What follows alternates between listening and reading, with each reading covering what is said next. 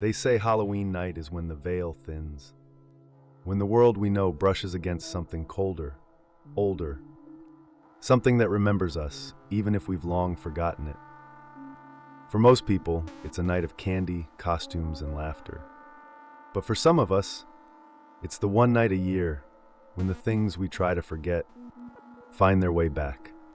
So before you turn off the lights and get comfortable, make sure your doors are locked. And maybe, just maybe, don't look out the window. Because tonight, I'm going to tell you 3 stories, all true or so they say. Each one tied to the season, each one whispered in October. If you enjoy stories like these, the kind that creep in slow and stay with you long after the video ends, make sure to subscribe and turn on notifications. That way, you'll never miss the next time something knocks at your door. Now let's begin.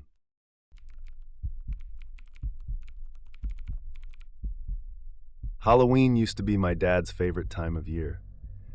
He'd spend the entire week turning our yard into something straight out of a ghost story. Scarecrows, fake graves, glowing pumpkins, even a fog machine he built himself. But after my mom disappeared, he stopped celebrating. The decorations stayed boxed up in the attic, the lights went dark, and the man who used to laugh while carving pumpkins barely spoke after that. He passed away last winter, and I hadn't been back to Hollow Creek in years. When the lawyer told me I inherited the old house, I wasn't sure what to feel. It wasn't worth much.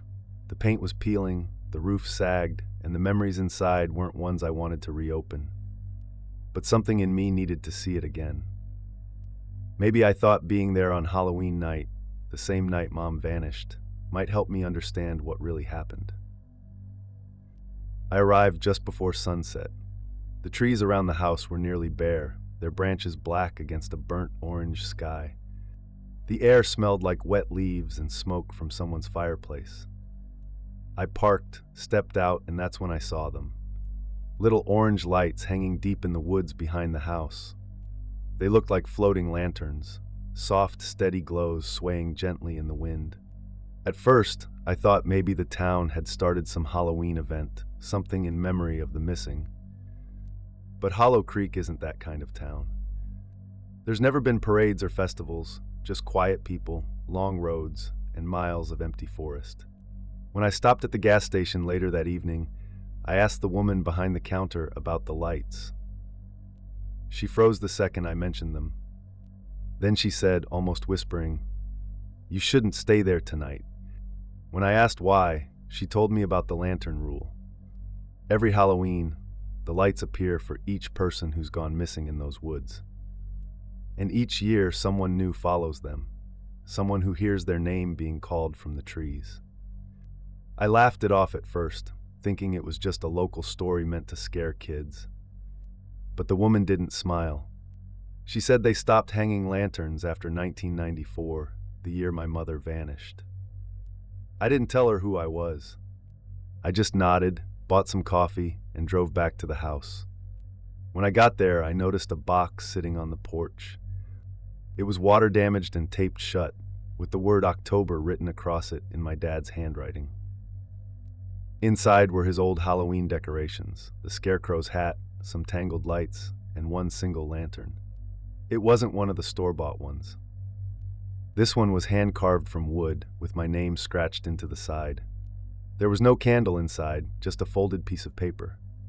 It said, "If the light calls your name, don't follow, no matter what you hear." I felt a chill reading that.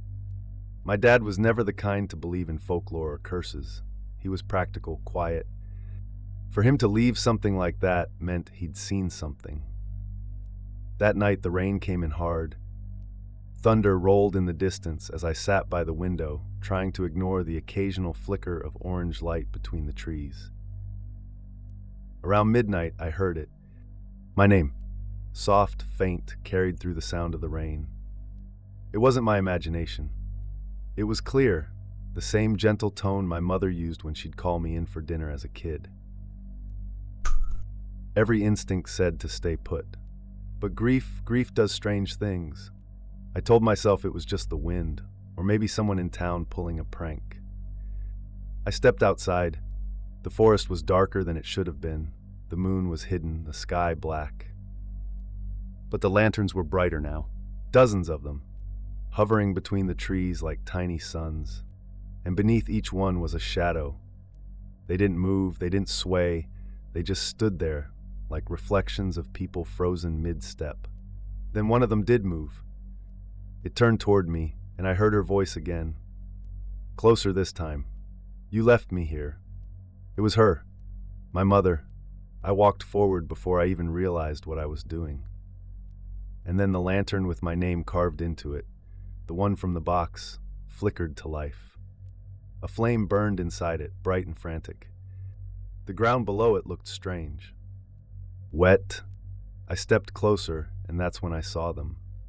Hands, gray, waterlogged hands pushing up through the soil. Dozens of them, reaching. The lanterns dimmed all at once, every light in the forest except mine. That one stayed burning. And I swear I could feel the heat of it on my skin, like it wanted me closer. I didn't stop until I reached my car. By the time I looked back, the woods were pitch black again. When morning came, I went to leave, but something stopped me. A fresh carving on the front door, words that hadn't been there the night before. The lights remember who came home. I didn't stay to figure out what it meant. I drove away and swore I'd never return. But a few days ago, I got a letter. No return address, no message, just a small wooden lantern, my name carved into the side. And when I opened the box, I swear I could smell the wet leaves of Hollow Creek again. Halloween's tomorrow, and I think the lights already found me.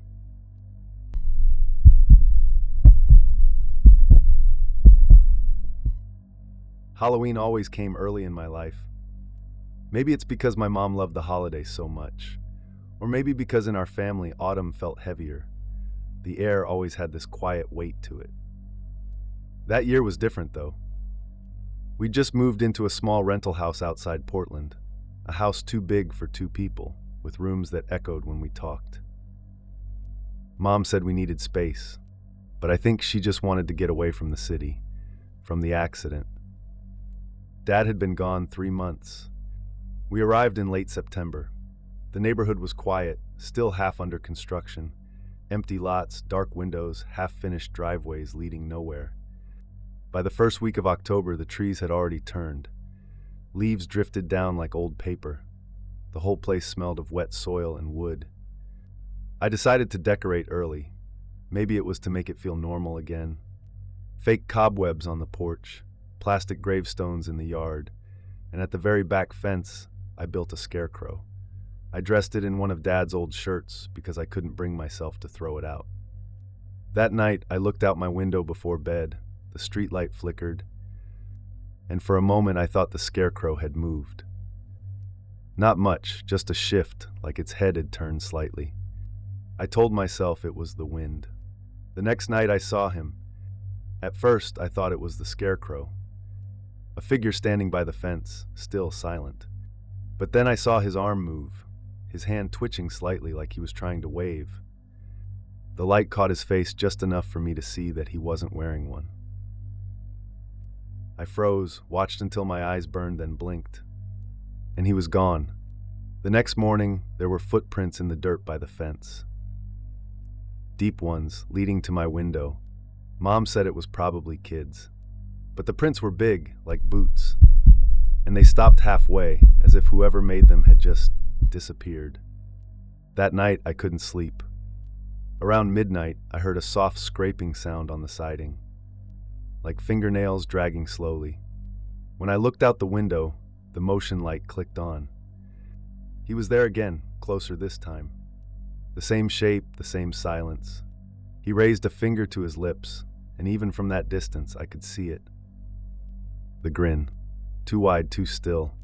Then the light went out.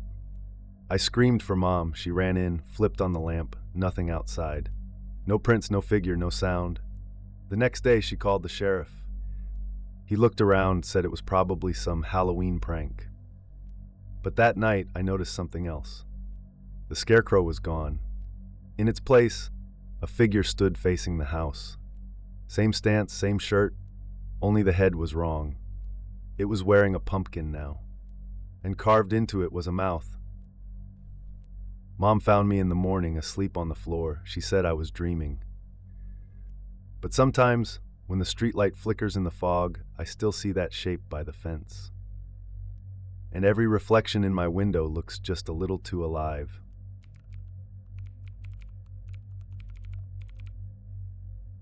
I was 17 the year my parents sent me to stay with my aunt in Hollow Vale. She said it was to help me focus on school, but we both knew it was to get me away from the mess at home. Hollow Vale was one of those towns that time forgot. 2 gas stations, 1 diner, and a main street that looked like a postcard from the 60s. That's where I met Eli. He worked the late shift at the diner, tall, charming, always with a joke. He said he liked talking to me because I didn't pretend the town wasn't weird. One night after work, he told me about the harvest ride.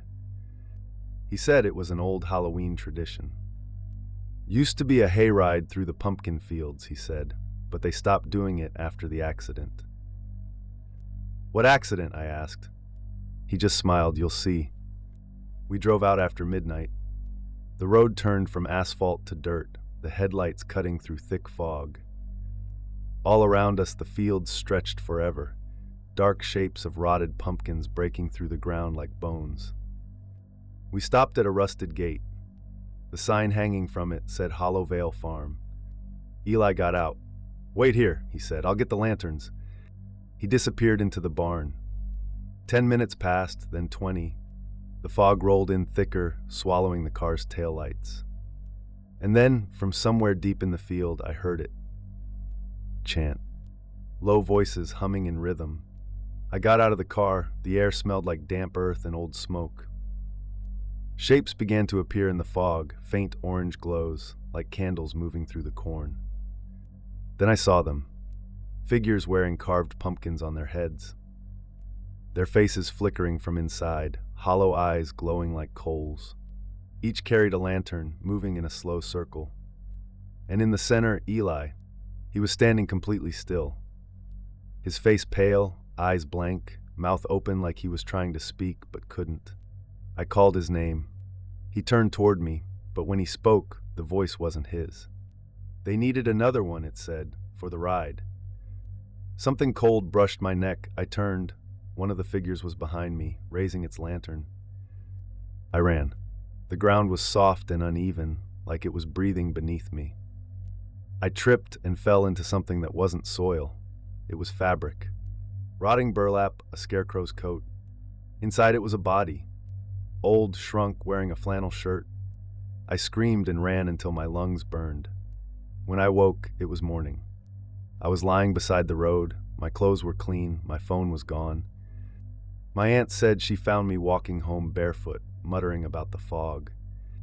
A week later, I got a letter in the mail. No return address. Inside was a single drawing, a pumpkin smiling. Below it were 5 words. "See you next harvest ride."